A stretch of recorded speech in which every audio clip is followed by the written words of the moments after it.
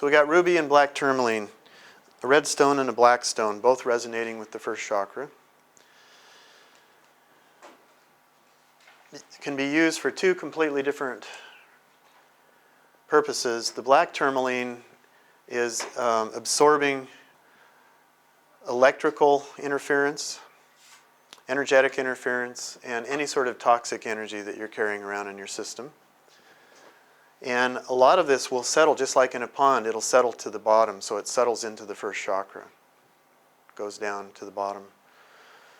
Black tourmaline is a self-cleansing stone, and so it does not get full, it does not need to be cleansed. It'll just keep pulling the energy out that's not healthy, that's not in your frequency, that you don't need, as long as it needs to. So this is handy in that part where we were doing earlier about letting go. You know, part of half of grounding is the letting go. Well, you can use black tourmaline to help you do that. When I go through a particularly difficult process where I get what I call a full body migraine. You know, it's not just my head, but it's my entire body feels that way. Then I have a bunch of black tourmaline in my house, and I will just actually sleep with a chunk of black tourmaline in my hand. And before I started doing that, it would take me 2 weeks to get through one of these processes of this, you know, whatever it is, letting go. And so I just, you know, it's a black tourmaline sphere, a polished sphere, and I'll just put that in one hand and go to sleep, wake up with it in my hand. And now I'll get through it in about 24 hours, as opposed to 2 weeks. So again, you could say, well, you know, Steve, why are you going through this in the first place? I'm actually taking homeopathic remedies for that right now. My homeopath said, you don't really need to do it this way, do you? And I thought, no, not really.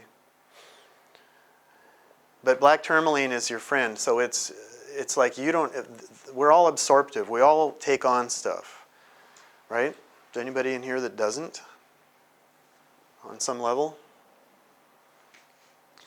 And so a certain amount of that stuff we don't need to hold. We don't need to have taken on in the first place, but we do it. But we don't need to hold it. So black tourmaline is there to help us continually have a flow of this stuff going out of the body. And, I mean, is there anything that black tourmaline can't handle? Just look at that stone. I think it's up for the task. And again, in terms of electromagnetic energy, you can have the black tourmaline in your space. You can just have the bottles. Like, you still have one up on the beam that goes across. So you can just have the bottle, and it's just this ongoing, cleansing for the space that you're in. Ruby, on the other hand, is, what do you see when you look at that? What do you sense when you look at the ruby? Warmth. Energy. Grounded. Yep. And yeah, it's an interesting ruby because it does have the dark red, but it's also got some pink. So it's really working a lot with the heart chakra and the first chakra in that whole pathway. Ruby is about energizing any kind of constipation. Physical, emotional, mental, or energetic constipation. It will help move that along. Sometimes rather dramatically.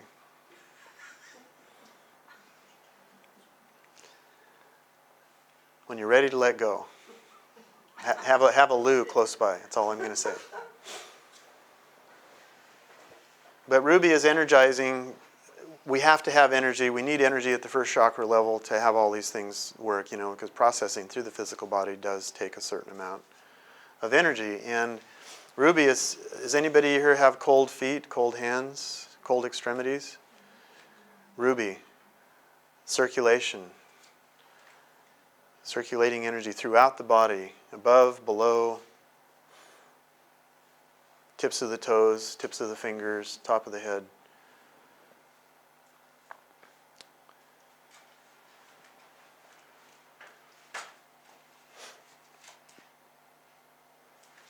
So we want to emphasize the first chakra. We want to strengthen the first chakra because it's the foundation for the house. If you have a weak or a wobbly foundation, then what's it feel like to be on the third story? Not good.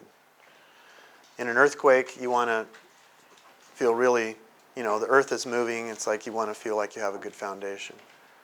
So there's a lot of that movement going on the earth right now. So it's energized, clean, clear, stable.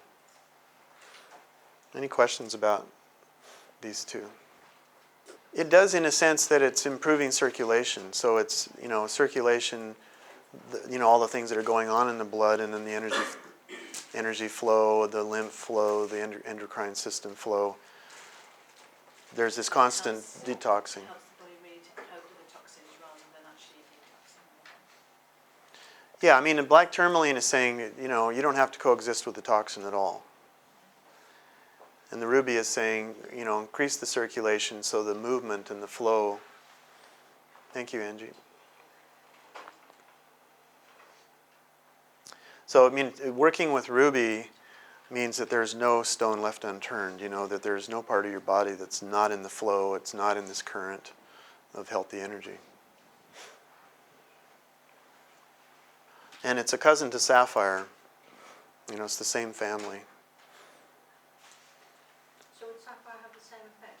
Sapphire, well, it depends on the color, but the sapphire is usually the blue and the purple, a little higher energy. But it's in that case, this is circulating earth energy and sapphire is circulating spiritual energy. So if you use the two together, you've just got all the bases covered.